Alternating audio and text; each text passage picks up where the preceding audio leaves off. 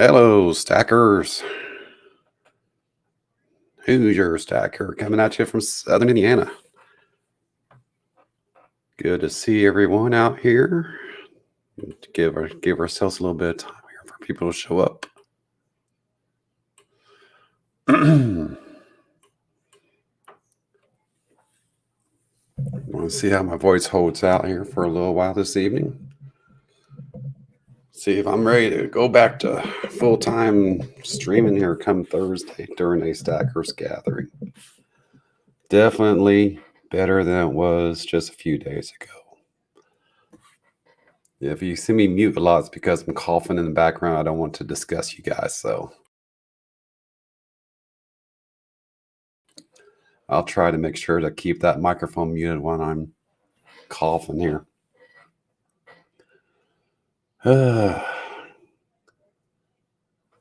We're going to...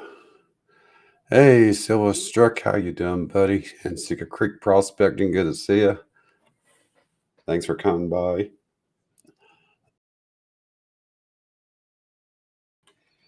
Testing out my voice, trying to see how my voice holds out this evening here. I'll put the panel link into the chat here if anyone wants to come up and say hey.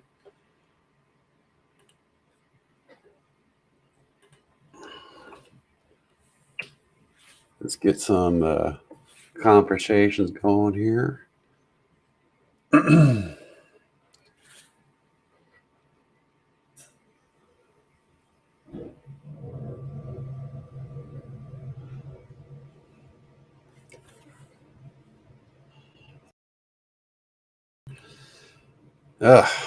So yeah, I'm not 100%, but I'm doing a lot better than I was just a few days ago.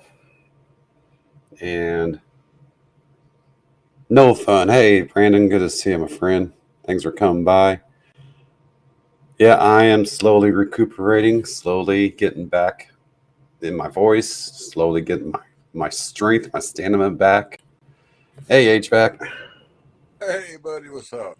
I guess I should put my headphones on, huh? I'm obviously out of practice here.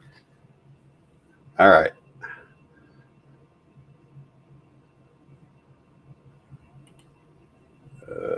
Hear me now. Yep, I can hear you now. I'll practice. You're sounding good. Well, I'm definitely not there yet. I'm definitely not 100% yet, but I'm doing a whole hell lot better than I was just a few days ago. You've been at this, 2 weeks now?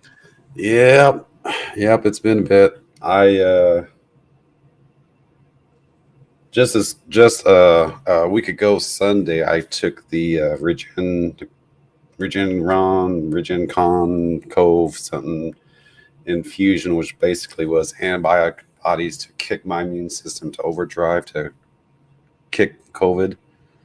And they said it would take about 3 or 4 days for it to really start taking effect, which I did start noticing that, but it probably wasn't until probably the last 2 to 3 days I really have started noticing some serious improvement. I'm still got the frog in my throat, obviously, but it's better than it definitely is better than it was. That's for sure. Glad to hear that. So I thought I'd go online. I'd go live tonight. Let people know I'm out here, that I'm still alive, which I shouldn't say that because there's plenty of people that have died over this. But definitely something that I would want to wish my worst enemy, that's for sure. Well, I was just hanging out with Miss Southern Belle. She was asking about you. Say again, I was coughing. So I was just hanging out with Miss Southern Belle a minute ago, and she was asking about you. Oh, was she? Yeah. All right, Secret Creek, thanks for coming by.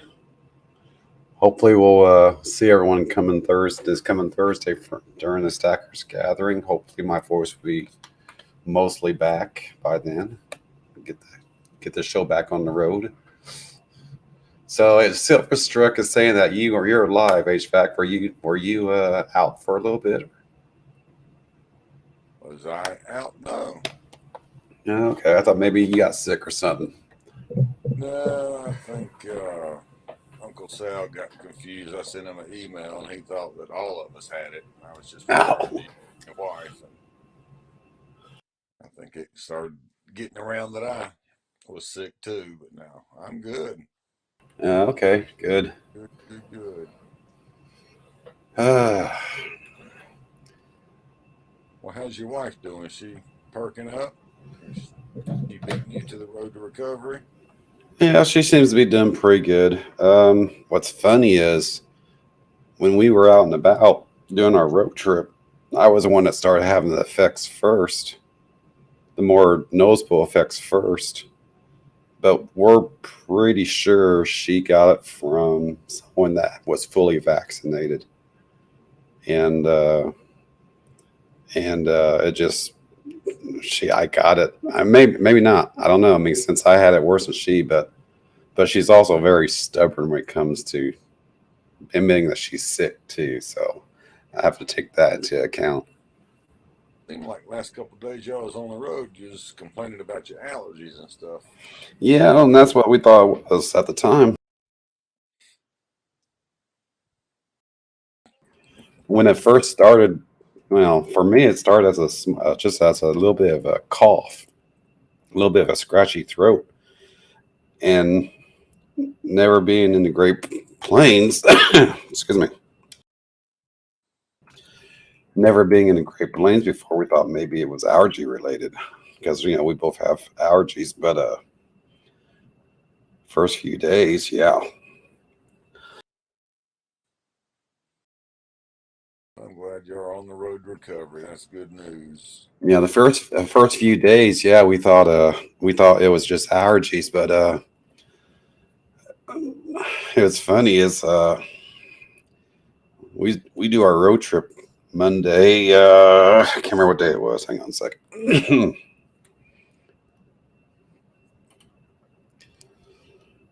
We start our road trip on the 4th. Yeah, and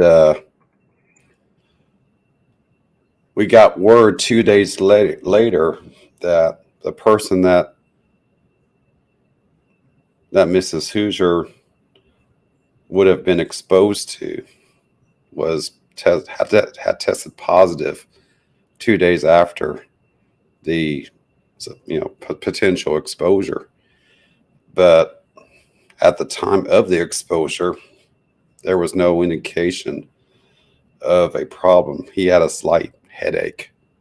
That was it. But again, he was fully vaccinated too. Yeah. Well, it just proves you never know. Never ever know.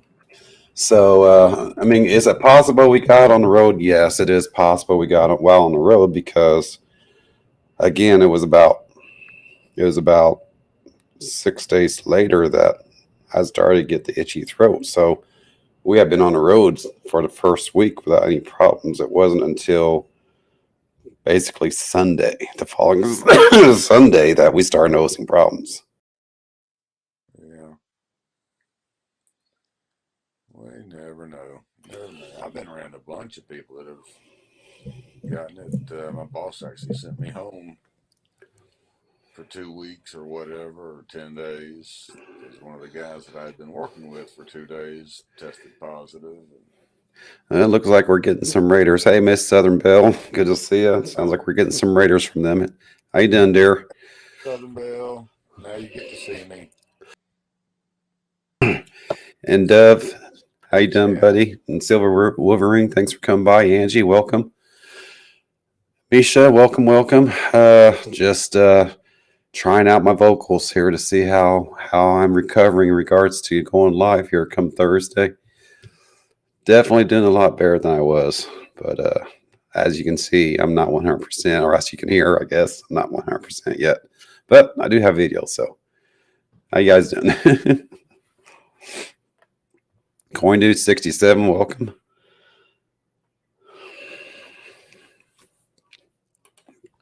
I was chatting with Miss Southern Belle, and I think we have a date. she and I, next time I'm up her way, I recommended a little restaurant, and then she said, let's go to a better place. So, Oh yeah, cool.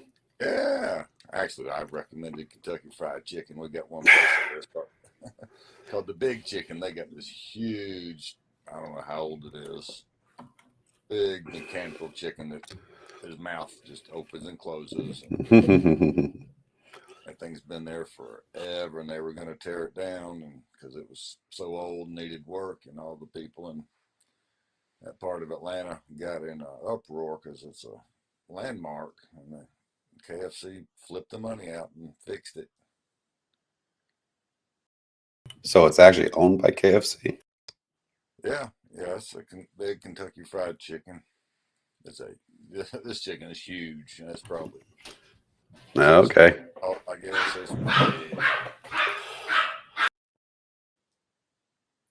his mouth opens and closes. I think his eyes open and close or something. Yeah. So, the big question is, do they sell gizzards there? No. Yeah. I don't think That place I went to, they were south of Nashville, Loveless Cafe. That place, I haven't had gizzards for the longest time. I had some gizzards there, and that day for lunch, and nice and fresh, and great flavor. Haven't had gizzards in a long time, but the gizzards I have had in the past were pretty good, but this was actually was even better. I mean, if you didn't know better, you would have no idea that you were eating gizzards. I don't know if I've ever had gizzards. Chicken livers. Oh yeah. Now I don't do the liver, Miss Southern Belle. I can't get past the taste of the liver, but I love gizzards if they're prepped and if they're hot. They gotta be prepped right, and they gotta be hot. Otherwise, I'm not interested in it. Yeah, they gotta be right out of the fryer. Oh yeah.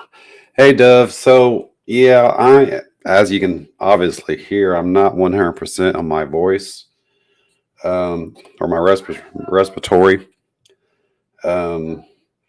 What happens is, I get a little bit congestion in my upper lungs, and it starts to slowly build up, and then I have to cough it up.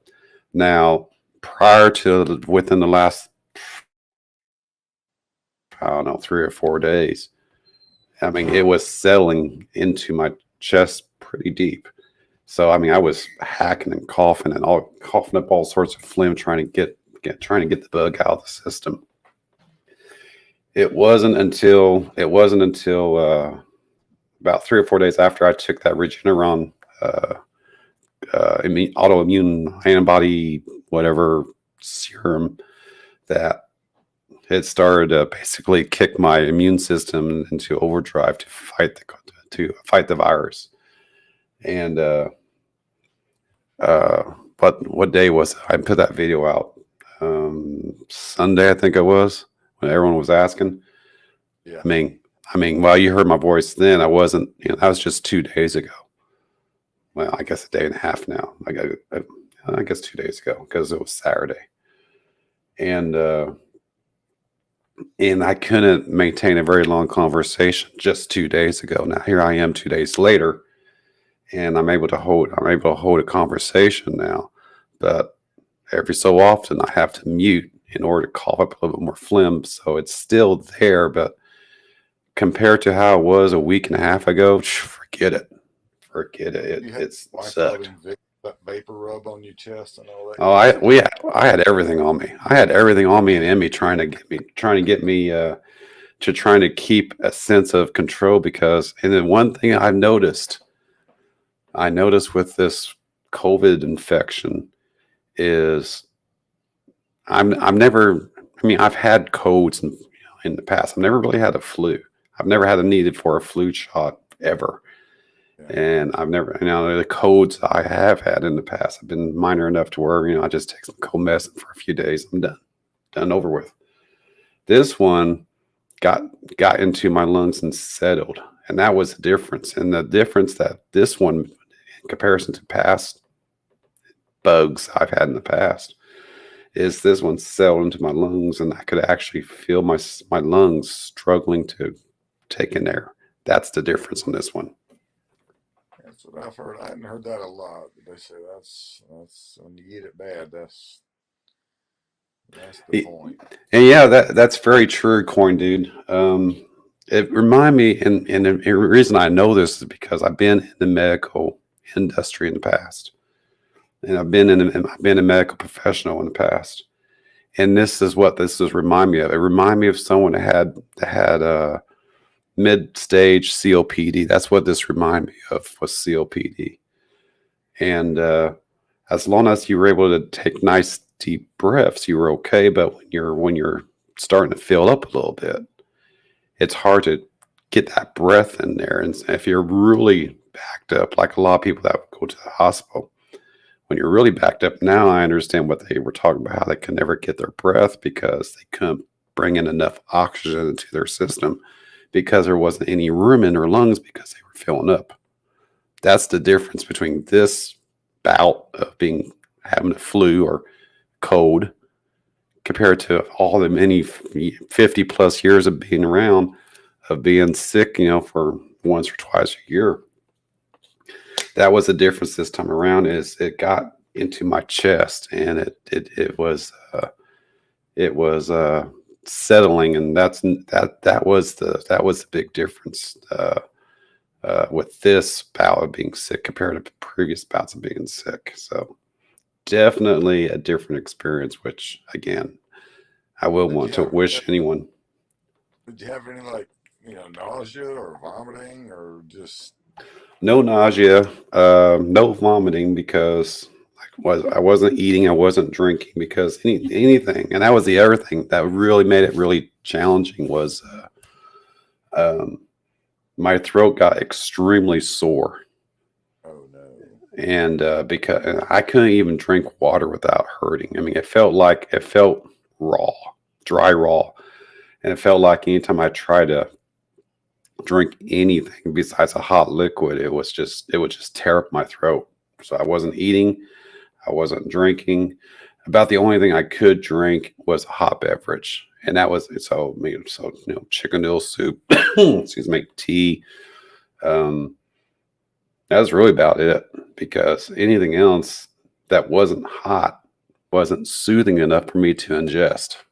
That was definitely a big difference there as well. I mean, I've had sore throats before, but not to the point where I couldn't drink uh, a cold beverage.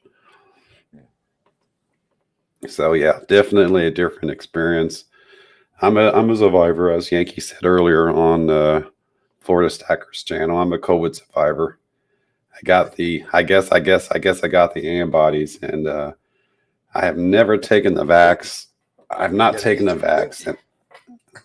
Yeah, I've not taken the vax, and I'm still on the fence on taking the vax because I still believe that we should allow natural immunity to do its job. I think by by taking the flu shots only doesn't allow the body to fully build its natural defense as it should. Now, that being said, after being going through this experience, um, I can't say I can't say to anyone anymore that don't do it because me it's definitely a personal decision, and for me, because the fact that did and I did deal with the fact that I had a hard time getting my breath, and the fact that Mrs. Hoosier got it, and the fact that she's in the medical industry as she is, medical professional as she is, because of the fact that we are that is because of the fact that she's more susceptible of getting something like this in the future. She's opted to go ahead and get the JJ vax once we're allowed to. Now, since we took the infusion, we now have to wait 90 days before we can actually take a vax. Yeah, my father went and got the shot, and all the symptoms that you've described, he ended up getting like 3 days after he got the shot. I mean, he lost all his muscle mass. And he's what, 84, 85? It's like, damn. But yeah, he lost all his strength. He fell down the steps twice. Yeah. He had a bed for almost a week. And I'm not a health nut by any stretch of the imagination, but you know, it it did a number on me being in the state of health that I'm in. I can only imagine someone that's even more compromised, struggling even more than I did. So it's definitely a decision that needs to be taken between you and your doctor. And more, as I said, I originally didn't want to take the vax, but after what I dealt with and knowing that Mrs. Hoosier will be dealing with this in the future, of course, my girls are worried about us as well. I've decided to go ahead and take that vax once we're eligible to take it. Now, I don't know. If I didn't go to the hospital to get the infusion, would I have recovered? Yes. Would it have taken longer? Yes. So, did I really accomplish anything by going to the hospital? Yeah. I mean, I got a little more relief sooner, but at the same time, if I would have waited an additional week and a half, maybe or a week, I may be in the same state just a few days later. So I don't know. All I know is she was sick. My girls had their vax, and my youngest hasn't been around the house, which I told her to stay away. My oldest, who still lives here, I told her to stay away from us, but she wasn't. But she's a little under the weather. But again, she's already had the vax, so it's not nearly as severe. And of course, she's much younger than I.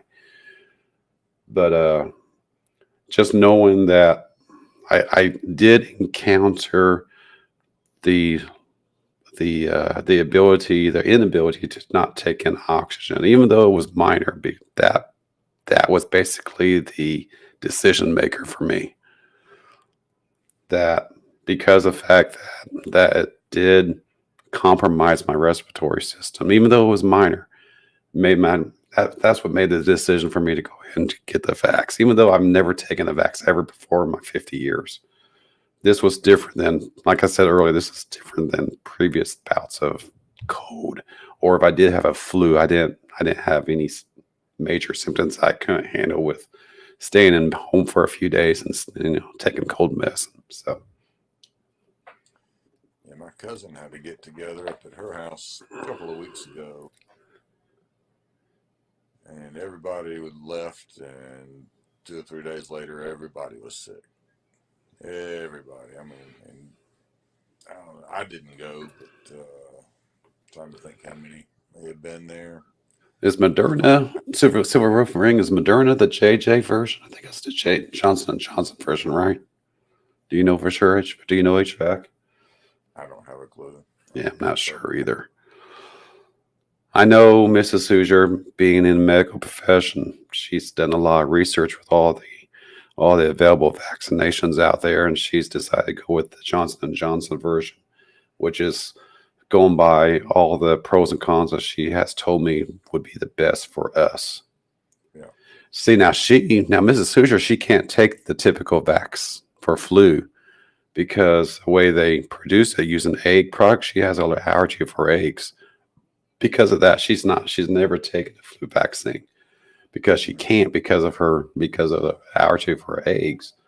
But the Johnson and Johnson version, I guess, is produced differently, and as a result, she can actually take it. But we were told when we went to the hospital that we have to wait 90 days after our infusion before we can take the vax. Okay, Coin Dude.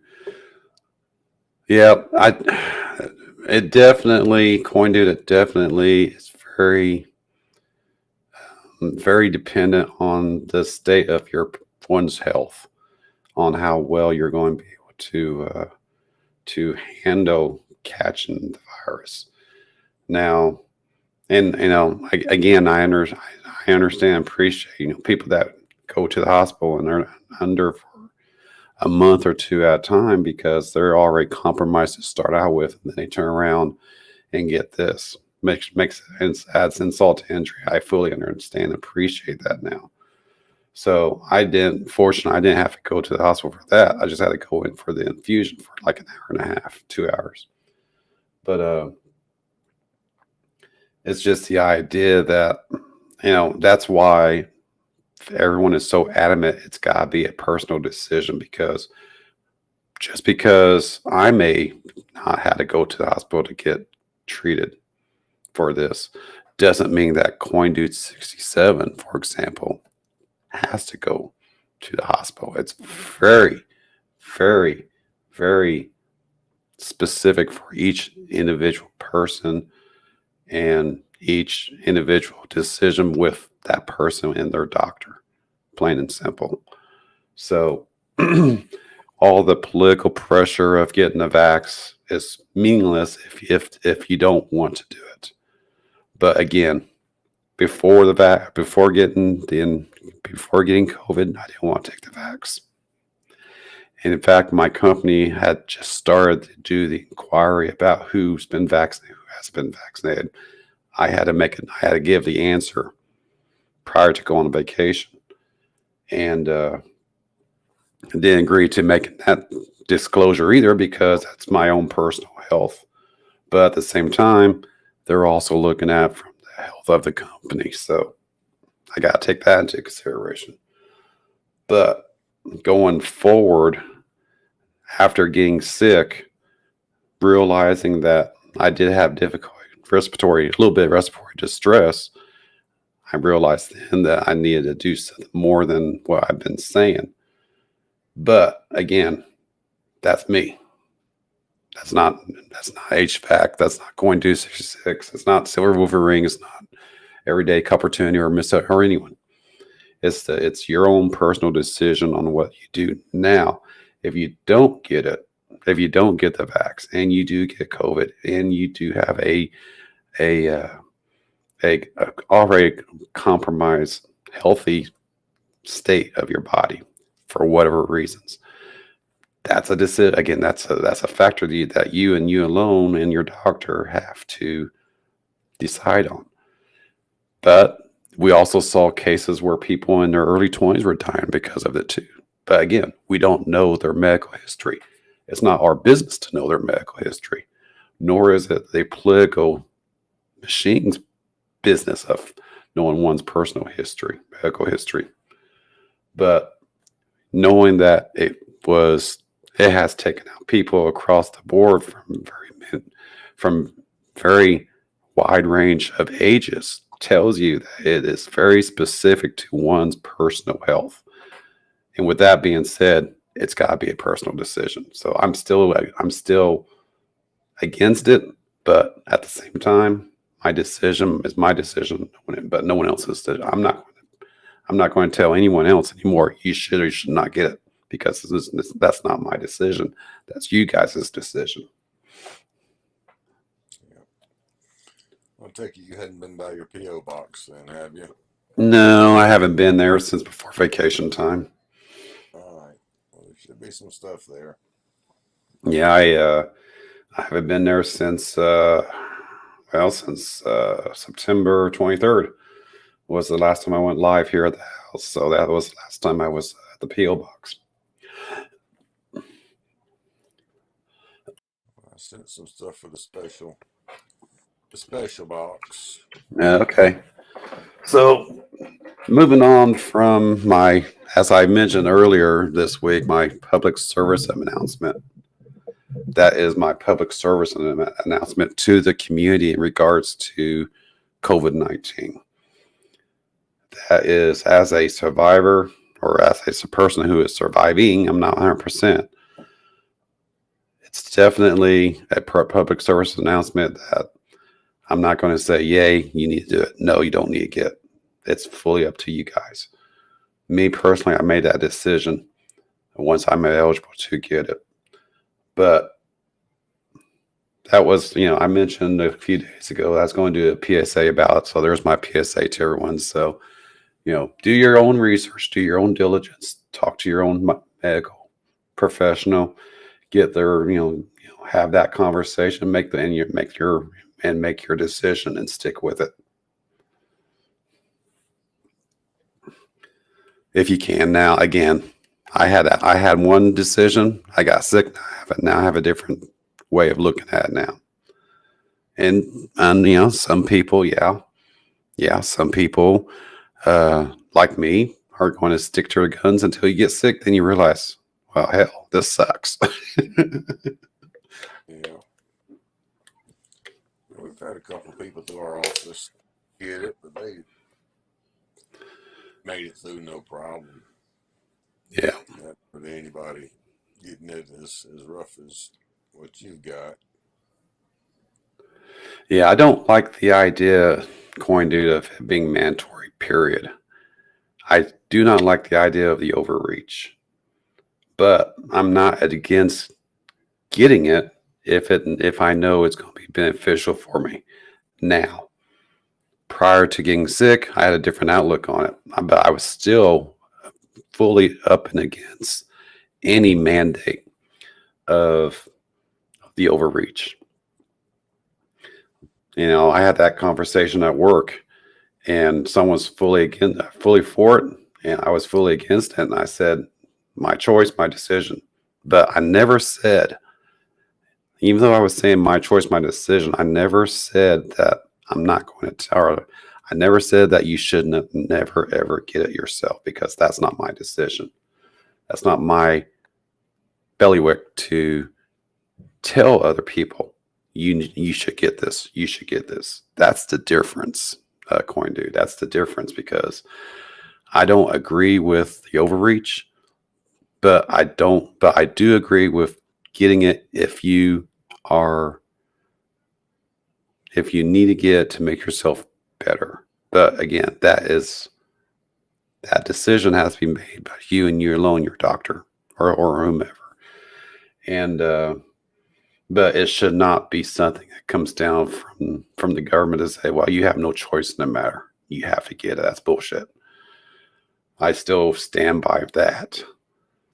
So, but I did make my decision after getting sick. I did make that decision to go ahead and get it. But again, my choice, my decision. It should never, ever be mandated from anyone besides you, yourself, your God, your family, and your doctor. Period. Hey, Plumber Stacker, good to see you. Yeah, I'm somewhat here mostly. I'm not coughing up my lungs anymore. How's that?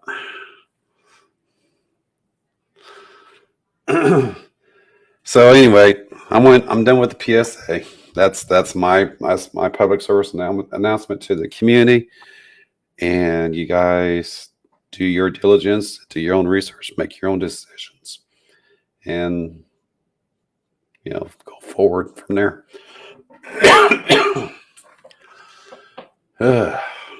Sorry about the cough there. Like I said, I'm not 100% here. Hey, everyday opportunity. How you doing, buddy? Good evening. How are you? Well, I'm here. How's that? It's about as good a start as you can get, right? You should have heard me a few days ago. I couldn't even have a full conversation without going hoarse on myself. Well, every day you start out on the top side, it's a better day than. This is true. So how's it going? Oh man, it's all right. Just living in a world of perpetual exhaustion. That's the other thing, EC, that I noticed during my little bout here with COVID is it took a lot of energy. Now, is that because I'm getting older? Maybe. But it did take a lot of energy to get out of bed and just to get out of bed and sit down in the front room just to sit upright, because laying down sucked when you're backing up. I was there the longest time. Anyway, right? Say what? I said during that time you're not supposed to stay on your back anyway, right? Because of pneumonia. You're right. So fortunately, I had a reclining bed, but even then, it was rough. So, I mean, I had an incline pretty rough or pretty sharp, and I still had to. I was actually more comfortable in my recliner in the front room than in the bed. With it fully inclined, I was more comfortable because I could breathe better. Yeah.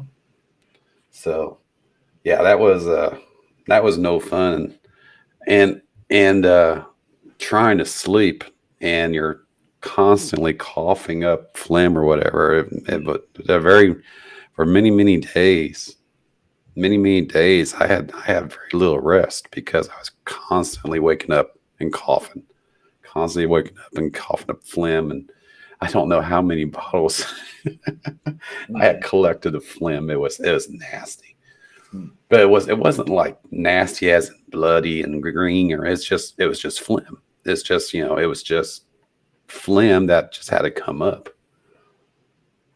But you can't when you're trying to sleep, it's hard to do that because it was nothing for me. Go maybe try to rest for maybe 15 or 20 minutes, and then I start coughing really bad again. I would have to sit up and cough up as much as I could, and try to lay down again for another half an hour. Then I'm up again doing it again. That was an all night ordeal for probably 5 or 6 days. I will say so far that I have been very, very blessed. I worked during the first half of the pandemic. I was working 2 jobs plus YouTube, and then I got to where I'm just working my regular job in YouTube. But my regular job, I work for the city, so I'm around people all day, every day. You never know who's going to come up to you and ask you to go do something because I work on streets, I patch streets, and before that, I was out mowing the cemeteries and stuff like that. So always people. And then my evening job was working for 7-Eleven. People. Oh yeah. I had my son with me the whole summer, and he was 12. So, after that, my mom's husband and I were out there every Sunday, and he got it real bad, and he got pneumonia on top of that. Oh, yeah. Yeah, my mom, and he's 70. So, and then, so it was a compound of things, not just the fact that they had the COVID. They also got pneumonia, and the age was a factor, and all that as well. Sure. And this guy, I mean, even at 70, he's out working in the mill all day or whatever, the plant with metal and heavy and just going like a teenager almost. This guy's always busy, always, and when he's home, he's always doing something. And for 5 weeks, he didn't do anything. Yeah. When you see something like that, it's like, dang. Yeah. But, he got it. My mom got both the shots and still turned around and got it because she got it from him, but she didn't get it as bad as he got it. So that's why I'm saying that I can't really say for or against. I've chosen not to get it myself, but I've been, I haven't stopped doing anything. I'm still around people all the time. Mm-hmm. So far, I can just say that I've been very lucky. I thought last year, about a year and a half ago or so, maybe 2 years ago, I got pneumonia really, really bad. And I thought maybe it was, thinking back, maybe that this was part of it. But I did get the blood test, and they showed that I've never had it. So, well, see, about November, December of 2019, the three of us, my wife, myself, and my daughter, who all live here, we got really, really sick, and but we just chalked it up as another flu bug, right? Mm-hmm. But that was before it was identified as beer flu. Amazing how the flu went away. Yeah, exactly. So, I mean, did we actually have it before? Don't know. It was not anything official. We absolutely did. I have a sneaky suspicion that it was around before February of 2020. Yeah.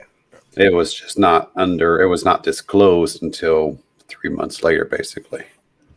Well, they call it a pandemic for a reason. So yeah, that's true.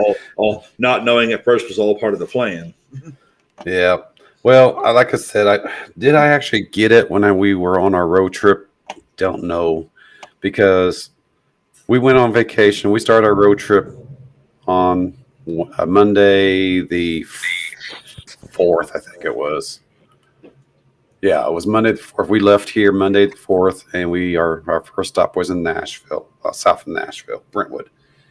and we were perfectly fine all that first week. Um, that included going to Nashville. That included going down to Louisiana and up to Arkansas. Arkansas. Once we got, and we were fine even in Arkansas. Now I do recall getting a little scratchy while we were at the hotel in Arkansas. That was probably Thursday, Friday, or Friday, Saturday of the following weekend, and then we got into Kansas City. Actually, that was Saturday. We got into Kansas City the following Saturday, and we felt fine then too. It wasn't until we got north of Kansas that we started having a lot more problems, and at the time we just chalked it up as respiratory congestion because of allergies, right? Because we've never been through this part of the country before. But after we left from Kansas City, Kansas, and started heading north and up to North Dakota, that's when it really started to compound. It's like, okay, we got something going on. But we were isolated. We were isolated, from everyone except, when we would go to a hotel room, and that was it. We just go into the hotel, check in, go to the room, and that's it. We wouldn't go out and do anything. We were just too dang tired from driving all the time. So, we stayed even though we did do it intentionally, we did actually keep ourselves isolated while we were on the road. So that being said, I think if we did get it, it was right after we started our vacation, but it didn't manifest until a week later. Man. Mm-mm-mm. So how about that silver stacking? Well, I haven't done anything like that for the last 3 weeks. I know my last pickup was a tube of Type 1 Eagles.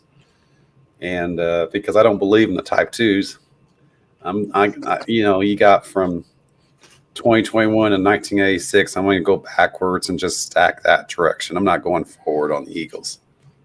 It's all silver to me. Yep. Well, I've been doing Constitutional for the longest time, but I want to pick up a tube of Type 1 because even though I'm not a collector, as some people think I am, well, I'm mostly a stacker. I did want to go ahead and pick up the Type 1s just as a collectability thing because I think the Type 1s will be more valuable in the future than the Type 2s. Well, currently right now, the Type 1 this year is definitely more valuable because they made less of them. Exactly. So, that's what they always say, numbers are what counts. The last, I picked up the tube New World Stacker? About 2 weeks before our vacation. So right when we had that dip to 23, 22, 23, Yeah. that's when I picked up the tube. So I bought on the dip basically, but I haven't done anything since then. Well, the entire dip or whatever, I've been paying around 26, 27 most of the time because I just refuse to pay more than that. That's all there is to it. I'm a stacker. I'm not paying more than $3.50 above spot. I don't care if it's an Eagle or a Mickey Mouse. I'm not. Yeah. The only way, I'll play the games and all that every once in a while. I'll put in $5 or $10 to try to win a $200 piece. But the only reason I do that is to, I turn around and trade it. That's like the whole thing with trade day. I found my niche in the community is, since all I want to be is a stacker, and I never really had any money, was to, if you come across the premium, you trade out less premium for more generics and stuff like that. And sometimes you're sitting there firing shots in the dark and you're not getting nothing. And other times, I got a, what was it? I got a 10-ounce MJ bar, I think, or something like that, with a serial number on it. And, Okay. so it was pretty popular, and People like the serial numbers and all that. So I ended up trading that off. Or no, that was a 10, and then I got a 5. And between the two of them, I ended up trading the 15 ounces off for 20 ounces of generics. And then when I got the 20 ounces of generics, one of the things they sent back was a different 10-ounce bar, and then a pack of 10 1-ounces, but they were all in a plastic pack together. People like stuff when they're all together. Exactly. Turn around, especially if they're silverized, right? yeah. You said these were silverized? These were not numberized. Oh, Only okay, the first one was. Only Okay, gotcha. the first 15 ounces was. And then I turned around and I traded that 10-ounce bar and that 10-ounce pack. I traded each of those for 15 ounces. Like it's not. I don't even know what I'm getting. I just know they're ounces. So that's what I'm saying. I don't care what's on it for myself particularly. And that really works for game day anyway because people like variety. Yeah, see, honestly, I'm just a stacker, and I'll say that to the end. I'm a stacker, damn it. I've always been a stacker. Now, plumber stacker will try to say, yeah, I know better than that. But if I had to put a ratio to it, I would say I'm about 95% stacker because the only reason why I have that 5% is because, like you mentioned, it just keeps it a little fresh. Yeah. Yeah. Well, I mean, and then there's a difference though between what I call basic premium and premium. Basic premium to me is Eagles, Britannias, and things like that. Things that are within that $8 above range, $12 or whatever. Those are what I call basic premiums. Now your real premiums are, your Steamboat Willie and things like that. The Marvel ones that are really they're like that Spider-Man, and like this weekend we gamed a Minnie Mouse on the channel, and it was one of those chibis or whatever. And I will never understand how those chibis are worth $100 and $200. You take a piece I don't know either. Paint on the front of it, you might as well just put a sticker on it. But whatever, So I'm a stacker. Lady Opportunity is a collector. So I played the game for her to get it, Oh, okay, gotcha. So that way we do have that diversity, and that way when if and when something goes wrong, we have a little bit of both ends covered. There you go. My whole reason for stacking in the first place. Say hello to Mrs. I will, Dennis, when she gets in. She won't be in for another hour and a half or so. Hey, Dennis, good to see you. But my whole reason for when I first started my channel, I had no idea what I was doing. Literally, I got into YouTube watching Rob Finds Treasure, and he's searching $50 boxes. I can't afford $50 boxes. I'm searching a box of pennies. Just learning what searching even is, and all I'm looking for is, either copper or, Indian heads, nothing. I'm not looking for small date, big date. I'm not looking for all the errors. I don't know all that stuff. Yeah. That's a full-time gig. To go. And then I thought one day, I was like, you know what? Box is $500. My teeny tiny paycheck was like $650 or whatever. I was like, why couldn't I get a box, go through it, take it back to the bank, and pay my rent the next day? So basically, I could borrow my paycheck to get a box. I was like, it just snapped, and that's right about the time I wanted to start my channel. And then all of a sudden, we couldn't get boxes anymore. So we had the long uphill climb to build the channel. Luckily, we did, because that's when I saw a video by Mikey DDS called 20 Ounces of Silver Could Save Your Life. Yeah, I saw that, Aaron. And if you know me at all, one thing I cannot stand is clickbait. I cannot stand. And I was like, I just look at it and I won't even watch the video usually. And but I saw that title and I had to watch it. I don't know what got a hold of me that day, but I said, you know what? I'm going to tear this guy a new one. So I'm going to watch this video, and I watched this video and I left with a different point of view. It says something about, 20 ounces of silver is like, and the long and short of it is, you own a home, your air conditioner breaks down. 20 ounces of silver, you can either repair it or go get you a window unit. In Texas, you got to have air conditioning or you will die. You have to. So, same thing about, you're driving down the road and, you blow 3 tires or your radiator bursts or whatever. Your engine blows up on your car. 20 ounces of silver might get you a junker or it might get your repair done. Right, exactly. And Just all these different things. I was like, when I saw that video, that was the day I decided that I was going to be a stacker and not a collector.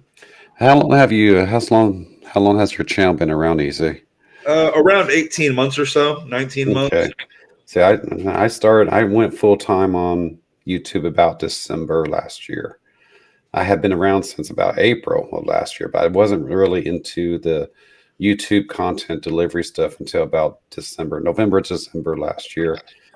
But what's so funny about that is prior to this community, I see people all the time on the news talking about, social media this, social media that, YouTube this, YouTube that, Instagram this, and I'm like, I have absolutely no desire to be anywhere in that.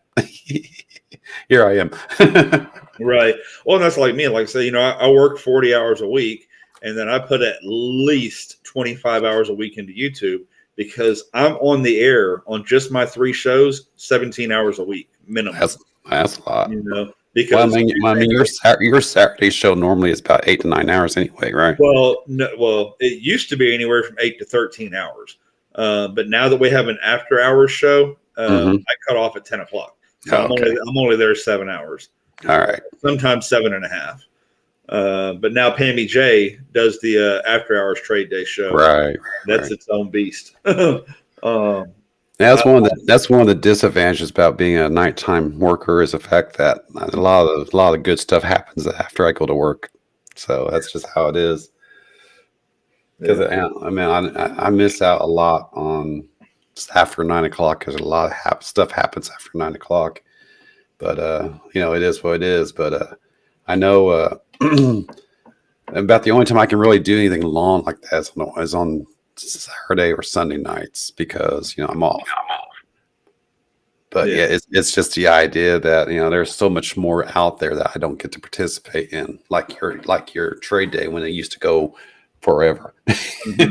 Oh, it was nuts, man. I would sometimes start trade day at 3 o'clock in the afternoon and be finishing at 1 o'clock in the morning. And, I was going to say, do you miss the long hours of trade day or? Every once in a while I do. I wouldn't mind going all night every once in a while, but things are different now. I do have a live-in girlfriend, and now that my son lives out of state, when he's here for several weeks at a time. So if I go that long, I lose time with him. Yeah. And like I said, I'm doing at least 5 hours on Tuesday. I'm doing at least 5 hours on Thursday. I'm doing 7 hours on Saturday. And then, by the time you do all the mailing, packaging, and all that other stuff like that, and get everything out, and then I now have daily videos. I've had a daily video for probably at least the last 45 days, and that video may be anywhere from 1 minute to 20 minutes. But even though I don't edit, you still have to do stuff to make the video to put it up. More than just that minute and a half you're on the video. So it's just so much. Hey, Rocky Mountain Life Prospecting. Good to see you. Yep, my voice is still here after about how long has it been now? About almost an hour now. So, Rocky Mountain Life Prospecting. Any relation to Rocky Mountain Bear? I think we got like 3 Rockies. We got Rocky Mountain Bear. We got Rocky Mountain Life Prospecting. We have Rocky Superstar. All sorts of Rockies out here. Yeah, the only one that ever comes to my channel is Rocky Mountain Bear. So. Hey, Scott's Love YouTube. Good to see you, my friend. And Heather, hello. I see even in here tonight, there's at least 5 people in here that I don't know. And Will Land down under. Good to see you, my friend. Obviously, definitely no Will Land, no Dennis Jameson, no Heather. Heather's been coming in a lot lately. And JM, welcome. Good to see you. HVAC's been coming in every weekend. So you see a lot of. That's been what? 48 hours. I was going to say, HVAC, you can chime in here, buddy. Give my voice a break. Well, I'm about to go to bed. I got to be at the shop at 7 in the morning. Oh. 11 now. Yeah, fortunately, my employer has allowed me to take the time I need to get fully recovered. I could actually go back to work tomorrow, but I'm not 100%. So I am giving myself another week. For you. Now, and I don't know, I know the government for sure, because I work for the city, which is like the state, the government, whatever. We are all we all have 80 hours of COVID pay. And so even if we're like in the room with somebody and they send everybody home for the minimum 3 days while you're supposed to go out and get tested and all that, then we'll get paid for that up to that 80 hours. But now, from what I understand, what I read about it, anybody who goes home sick from COVID is supposed to be able to apply for that. So yeah. I don't know exactly the details of it, but fortunately, my manager has been taking care of that. So that's awesome. She actually hit me up and said, "I need to talk to you about your disability." I'm like, "Disability? I'm not that old." Yeah, you can't breathe. That's a disability. Sure it is. But it was funny because when she said that, when she texted me, I guess this morning about, I'm like, really? Disability? Well, I had 2 weeks off on planned vacation, got that out of the way, and then the following week I was out sick for the entire week because of this. So all that has been exhausted. So now I have to file. Oh, I guess she filed disability for me on my behalf, so I get paid for it. But I'm like, what's up, BMP 804? But I'm like, disability. I'm not that old.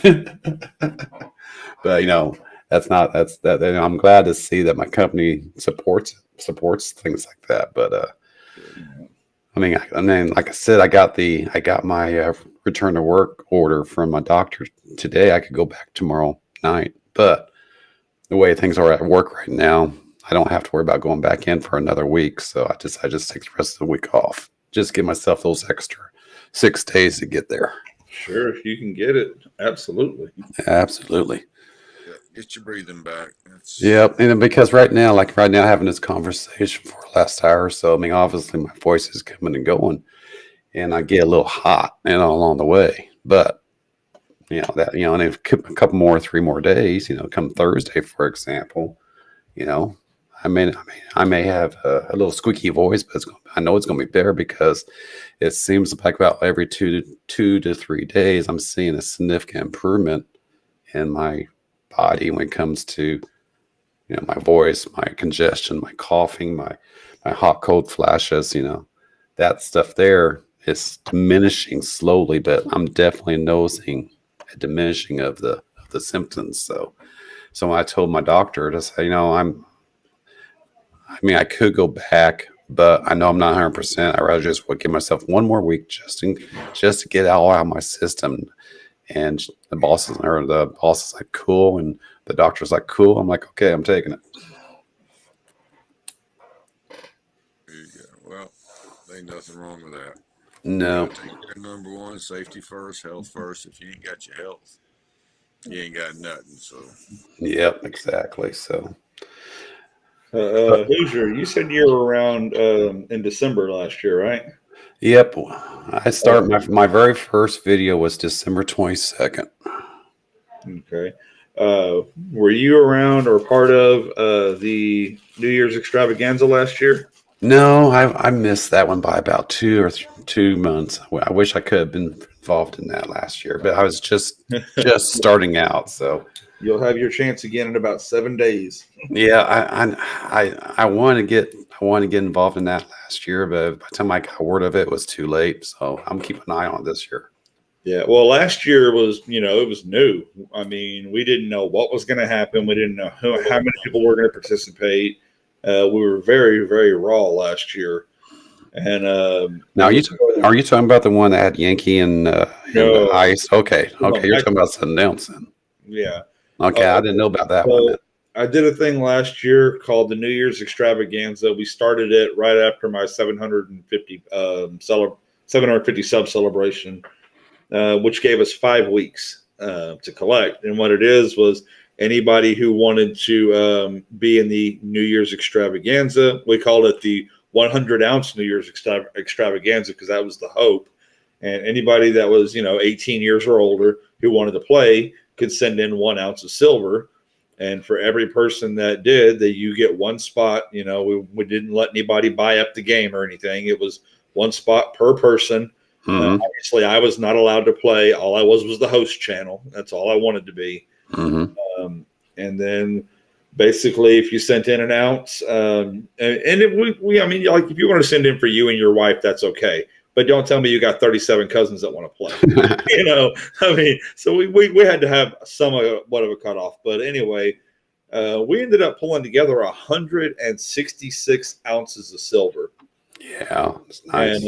And so it's fun, except for now I'm having to go back and start doing wheels again so I can start practicing running my voice, because having to kick 165 people off a wheel, that's a lot of talking. That's a lot of people.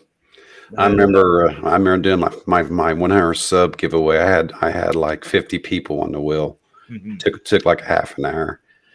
But I remember that event because I heard about it, but I wasn't really that involved in it. And I'm like, well, there's always next year.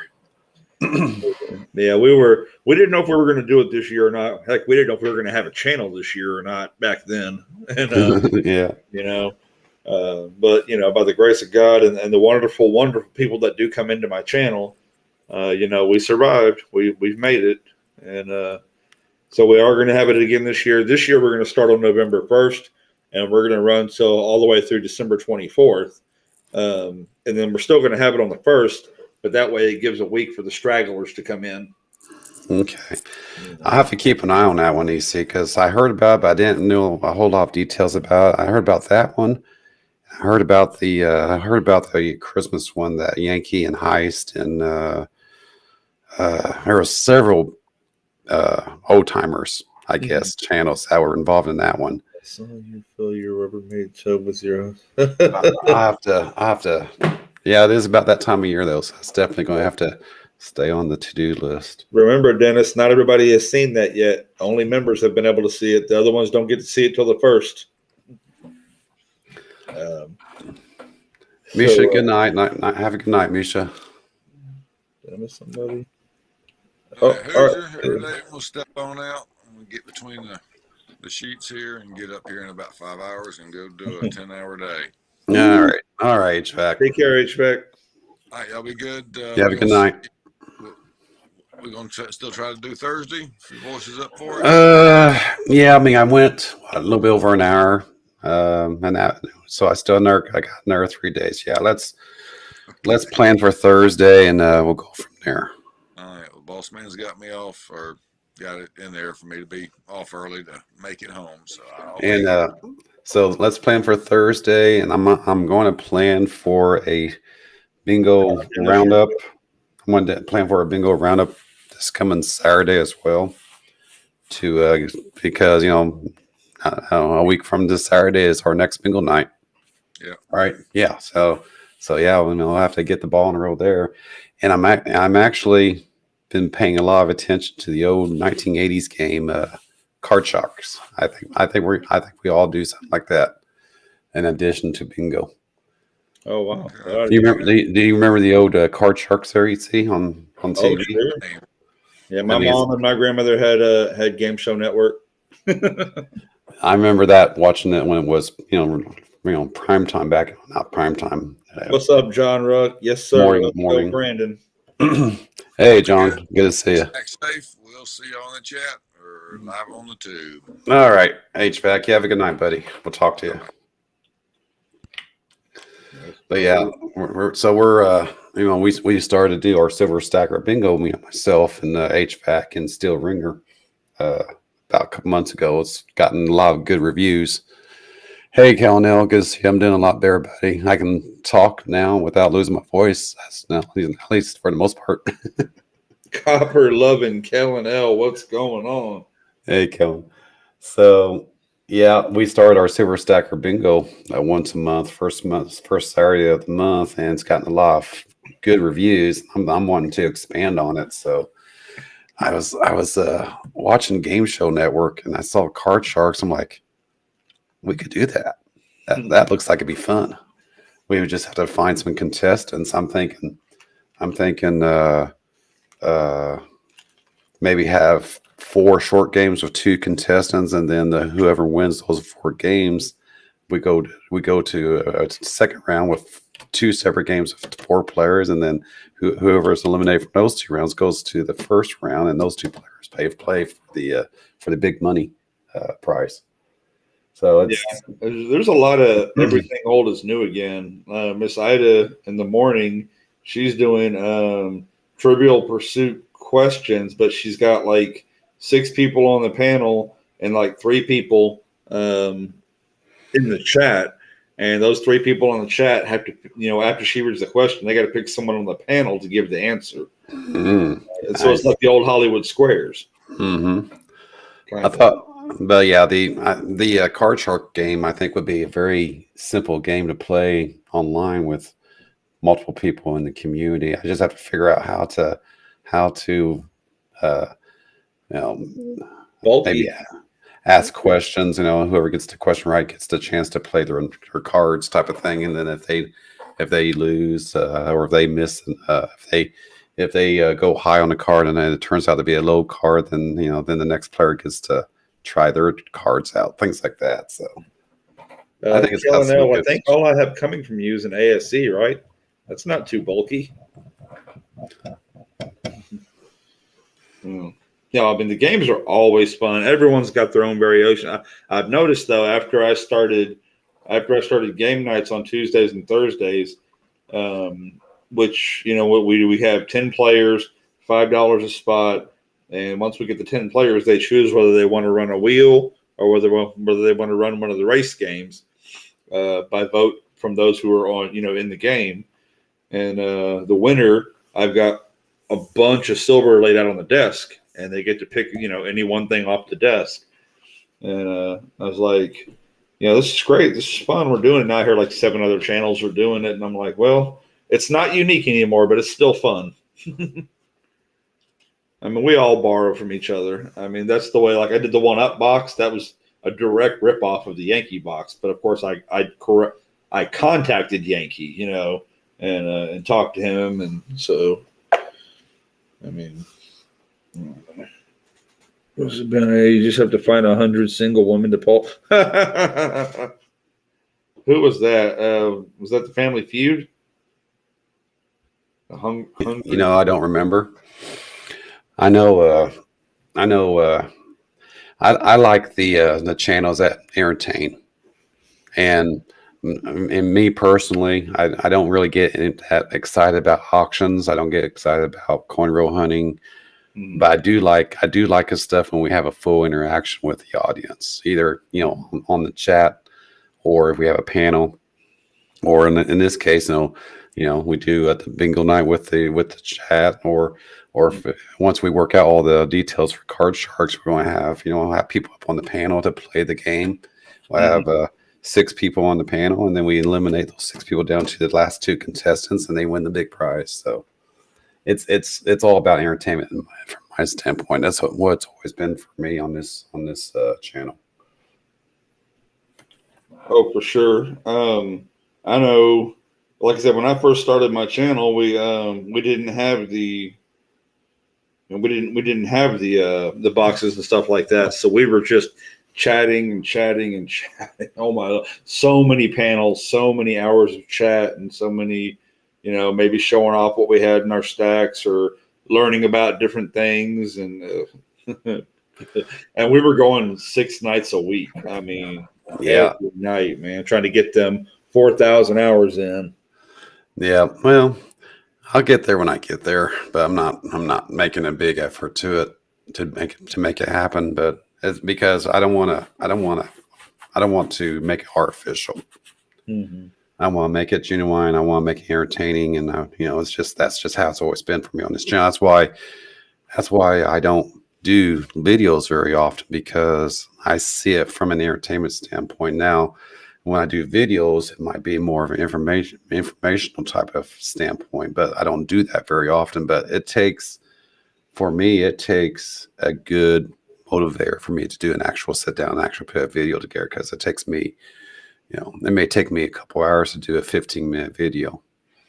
It's got to be something that motivates me. And usually what really motivates me is it's something that inspires me, like someone getting into the community, or we're inspiring youngsters to get involved into stacking. That's what inspires me these days.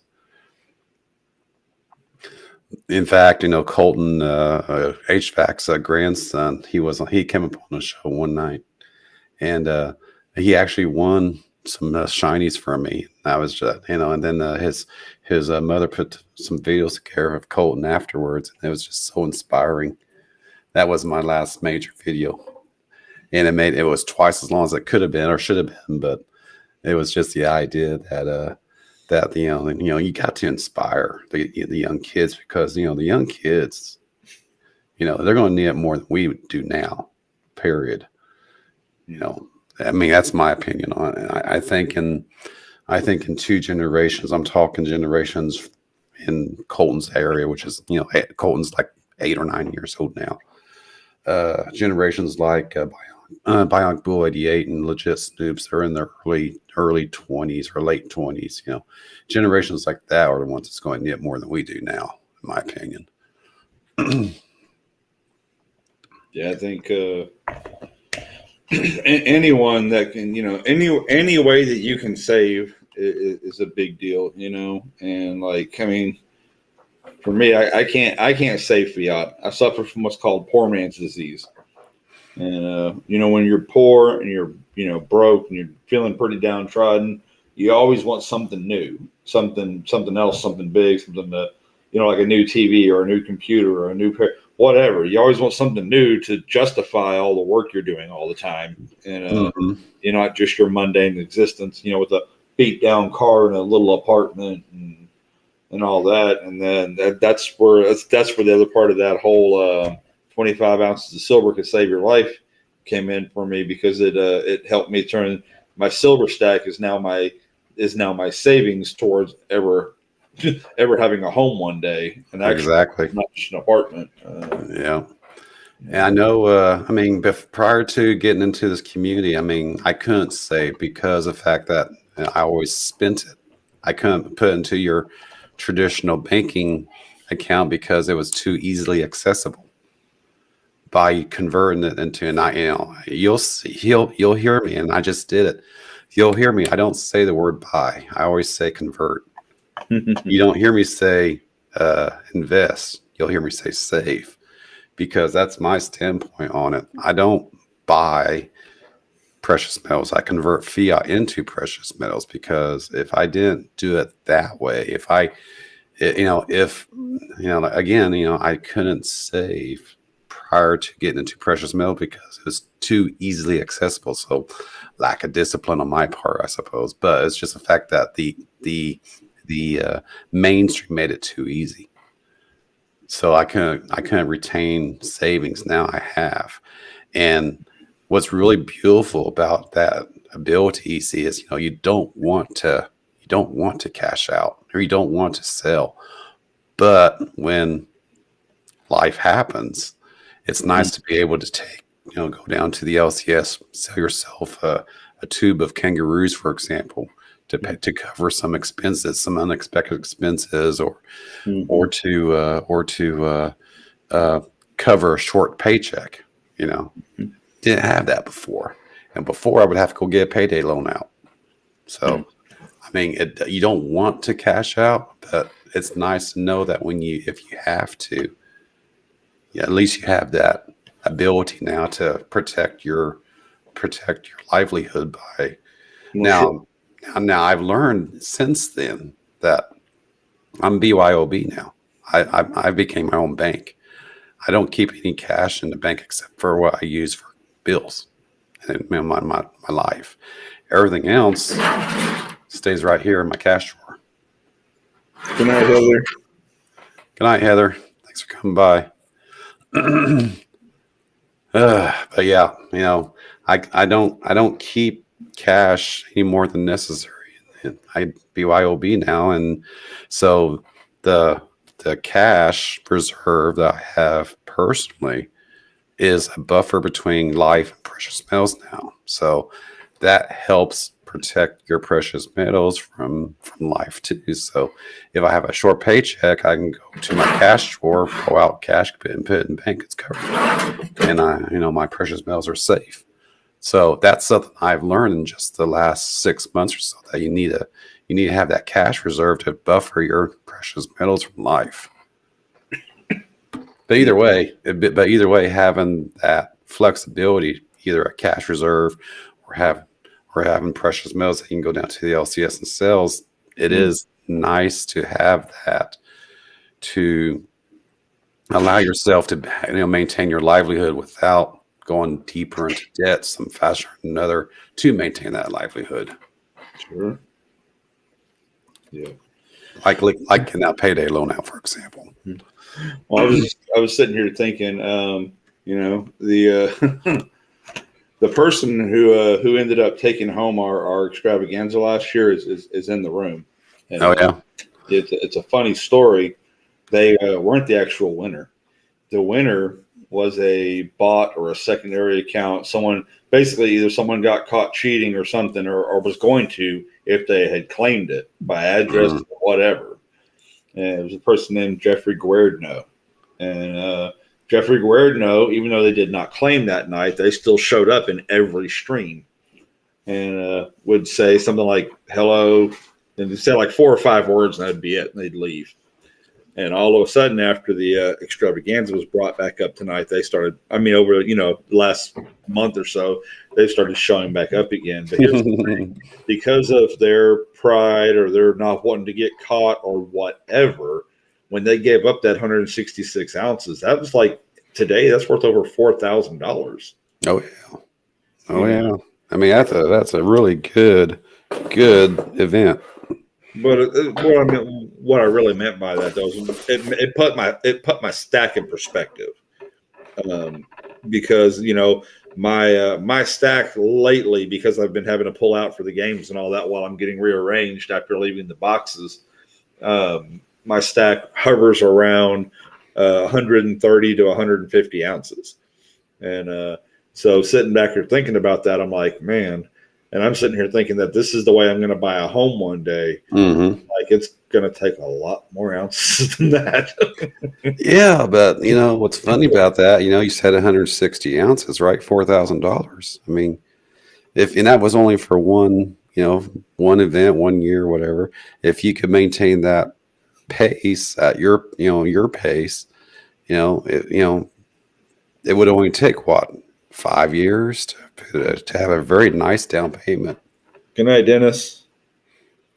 But you try not to do that loan thing, but it would be nice to be able to have that 20% down or whatever, just to make life a lot easier. Oh yeah, Will and John, they showed back up it was either game night or trade day, and I called them out in front of everybody. Hey, everybody, Jeffrey's here. He was the original winner of the extravaganza last year. Didn't claim, but he still comes to hang out. I have to keep an eye out for this coming event, because I heard about it, but I didn't get involved in it because I didn't know much about it at the time. So, well, I mean, like I said, you'll have 7 weeks to get in. You'll have all kinds of time, and one thing that really, really helped last year, well, besides some channel and some people, we had a ghost giver who ended up giving away probably 40 ounces last year to people to get into it. wow. But then there were certain other channels that would buy 3 or 4 spots, so they can give them away on their channels. I do that all the time, like on Storm and CA on his big gold wheels and stuff like that. Mm-hmm. They're only $6 a spot. I always go in and buy at least 6 spots right off the bat, and only 2 of them are for me and Lady Opportunity. And we'll turn around and we'll give them away, and we'll even give them to other channels to give away, because you're building the whole community. Mm-hmm. Doing that, Yeah. It's pretty cool how we do what we do in here. That's for sure. But it's just this whole community is amazing. And even tonight, like I rarely ever get on Monday evenings. But tonight, I was like, I haven't been on channels just to hang out, just to chat in months, because I'm always so busy taking care of my own or whatever. Yeah. And I was like, tonight I got to stop into like 7 different channels and actually just talk to people. Yeah, it's always refreshing. Mm-hmm. Yeah, you're not hosting, so all you have to do is show up and talk. You don't have to press all the buttons. Yeah. Well, this layout that you got is different than StreamYard's. I mean, it's the same, but definitely very different. Yeah, most of the most of the stream platforms are pretty much the same between StreamYards and like I said, I use Streamlabs, Melon and there's another one out there called Restream.io. And I actually like this one better because what's beautiful about this layout is I can take this layout here.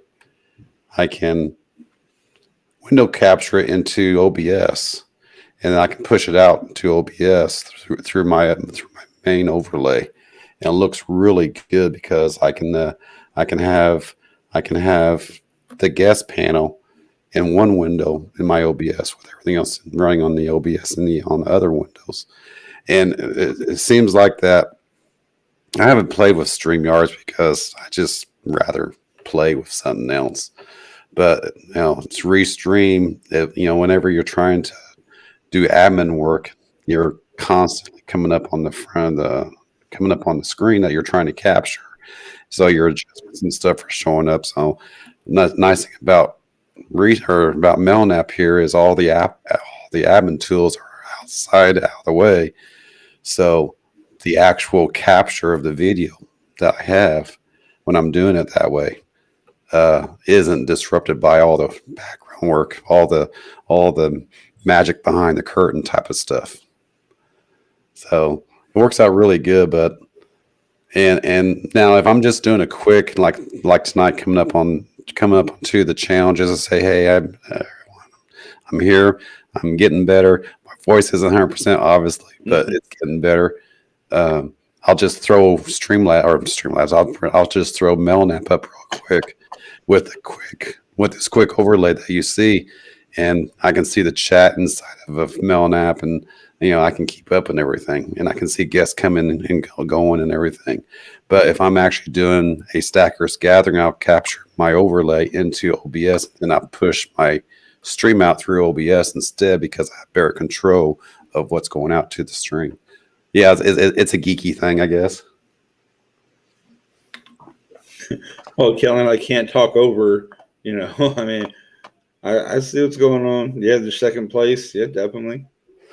So when's this extravaganza start up? 7 days, you said? It starts, we're going to start collecting. I'll start taking in on November 1st. And okay. Of course, the game always runs on January 1st.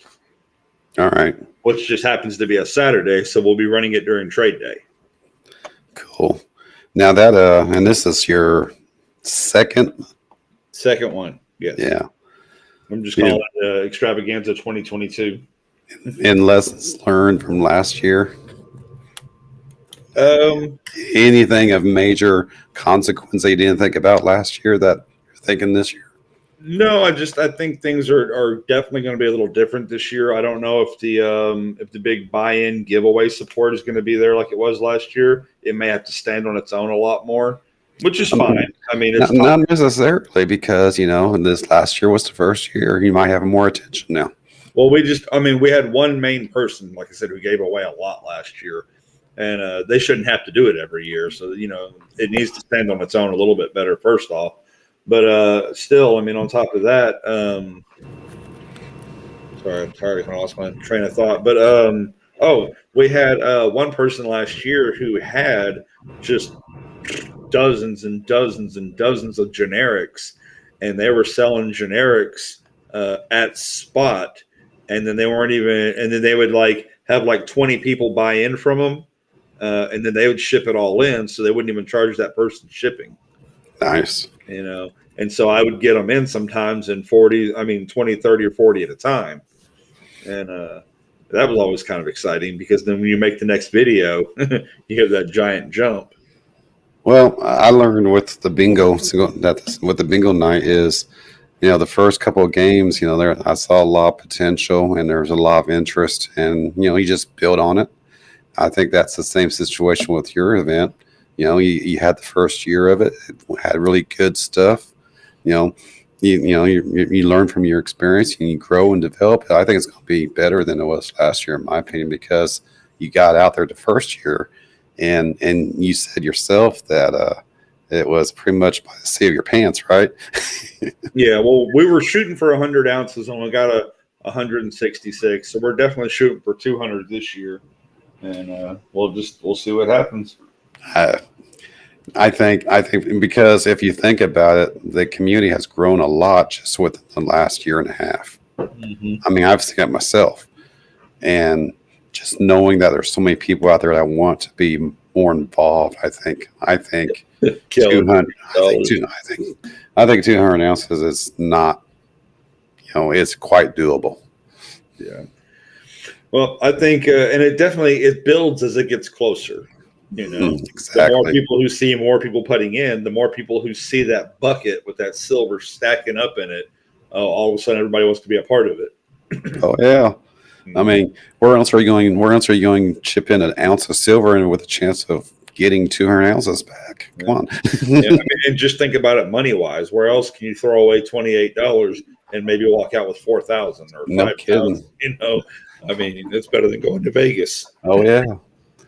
And it's only $28. So if you don't win, it's only $28. Right. I mean, it's less than a meal out, Mm-hmm. And we really, really made it diverse last year because it started off with, people just doing ounces. And then some people were sending generics and some people were sending, higher end stuff just for fun if they could afford it. And then all of a sudden, people started talking about 90%. I'm like, well, $1.40 in constitutional makes an ounce. Go ahead. And there you go. They were sending those in, and as Kellen said, there were peace dollars out the yin yang. We even had one person pay for 2 spots in war nickels. Nice. And that's the thing, because of the fact that it is so inexpensive for the individual person. I mean, you're more willing to give and contribute for other people along the way. Well, one person sent in for 20 people. He had a list of names of who all he wanted to put in, and but what he sent in, he didn't just send in a bunch of ounces. He sent in a 5-ounce quarter. He sent in a 4-ounce $100 bill. I mean, really premium stuff. I mean, he really put in, and so I mean, just the diversity of what all was given away was just really cool. Yeah. Yeah, it sounds very much like the Yankee box. I missed out on the Yankee box last year too, so he's been thinking about doing it again, but I don't know. He was talking about how much it cost. Well, it cost a lot, and then they ended up getting burned when that one guy took off with the gold, and I mean, I've been thinking about doing the 1-Up box again. We did the 1-Up box. When I got into that 1-Up box, I had no business getting into that. When I started that thing up, I was such a new channel, such a young channel, and I just saw what they were doing, and I thought it was really neat. It was really exciting, and it was a way to bring people together. And so when I went and picked my channels, I picked half channels that were pretty big and half channels that were pretty small.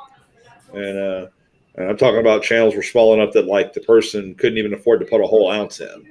And, so it was like, okay, this is what we want to do. We want to get it mixed up. We want to show everybody. We want to grow together. We want to have some fun. And but it's a lot of work to do those little things. And people don't see all the work that goes on behind the scenes, and they don't know all the money that's spent. What's funny about that, EC, is, I mean, yeah, there's a lot of work. Like, what I do. It's a lot of work, but it's enjoyable work. Does that make any sense? Yeah, it does, but you're still exhausted.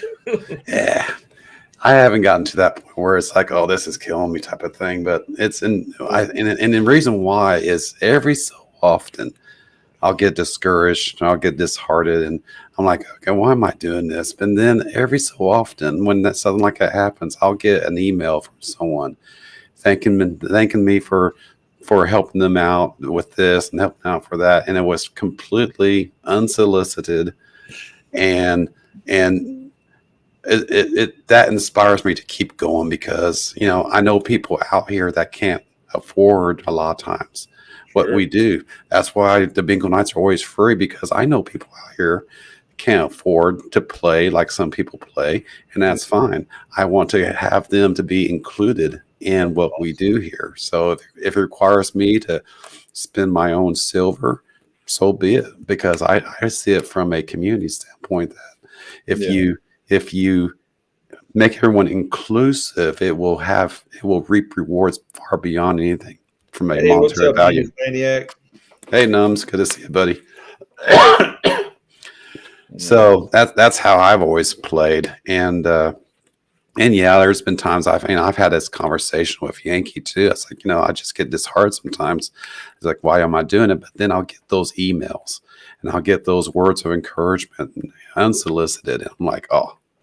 Mhm. And then that just re-energizes me to keep doing it. Yeah. That's what I like. See, That's what I like about it. and that's one thing I like on our game nights. Obviously our games are donation games, but every fourth game all night long is a freebie game for like whether it's a gram of silver or a dime or whatever have you, an ounce of copper or whatever. So that way, 3 or 4 times a night, even people who don't have any money still get to feel the exhilaration of playing the game. Exactly, because you shouldn't. No one should be excluded. Period. Sure, absolutely. I mean, if you can come up with a concept to allow everyone to be included, go for it, because everyone needs to be included. Someone's trying to start out, or they're not sure if this is what they want to do. By inspiring them, encouraging them, and emboldening them to say this is right. This feels right, and that's to this day I still say this. This is right. This feels right. This is the right thing for me.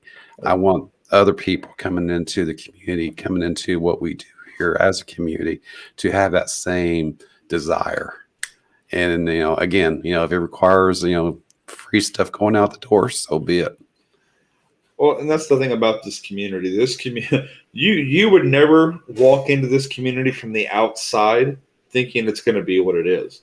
Exactly. When you look at the sign on the door says coins, currencies, and precious metals.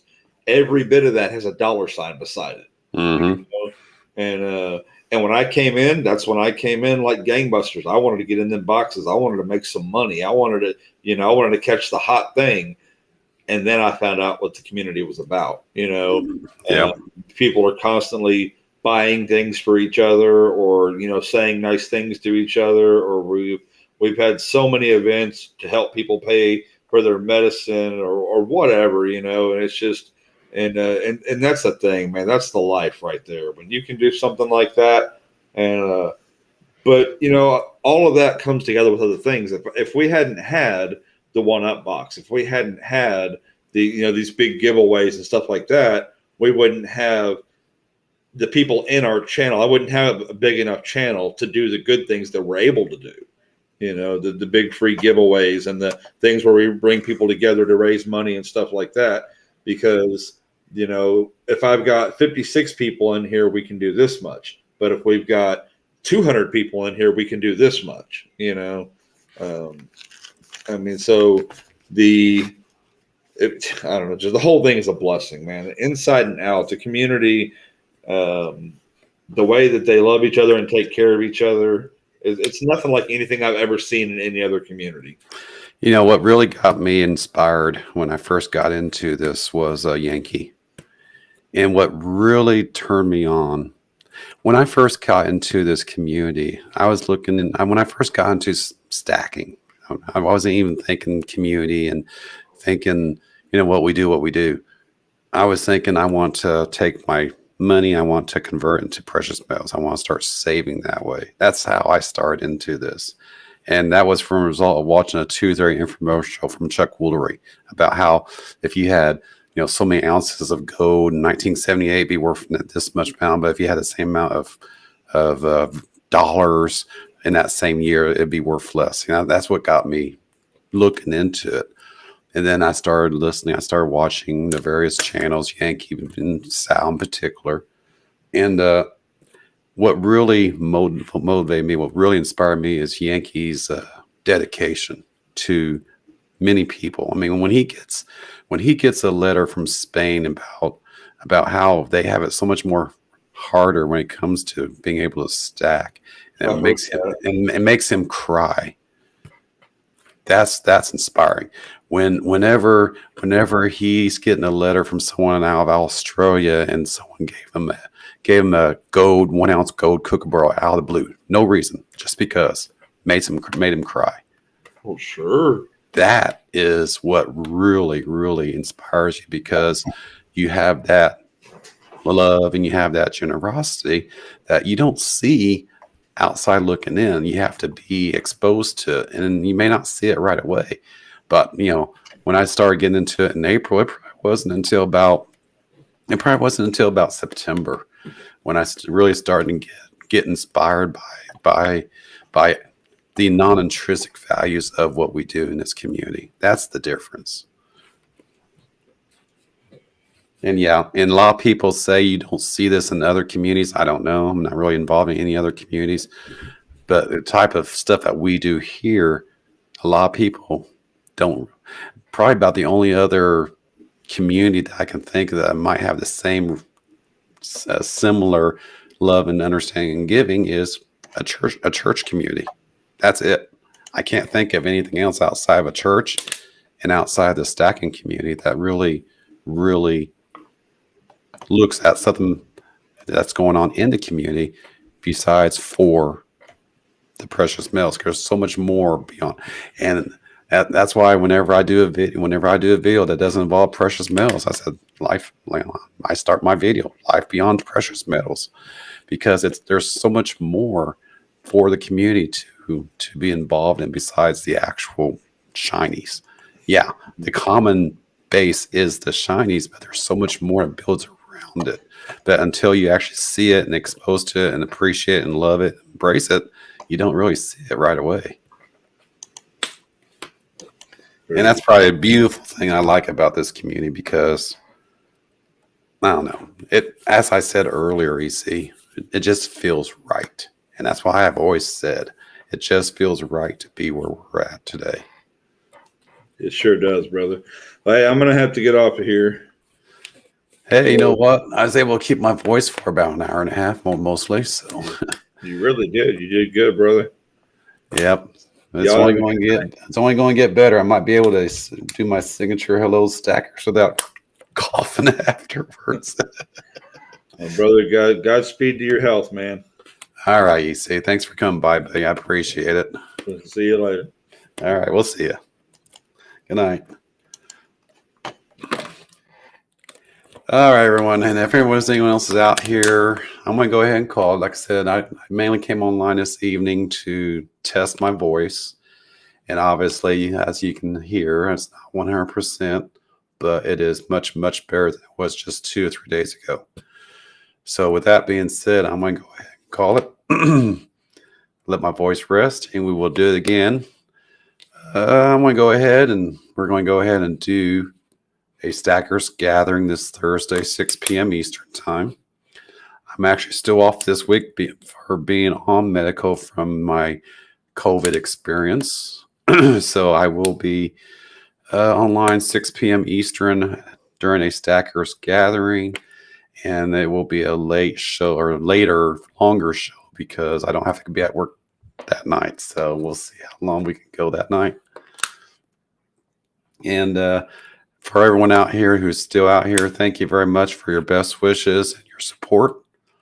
And smash that thumb on your way out the door. And we will see you Thursday, 6 p.m. Eastern at a Stackers Gathering. And have a great night, everyone. And just keep stacking.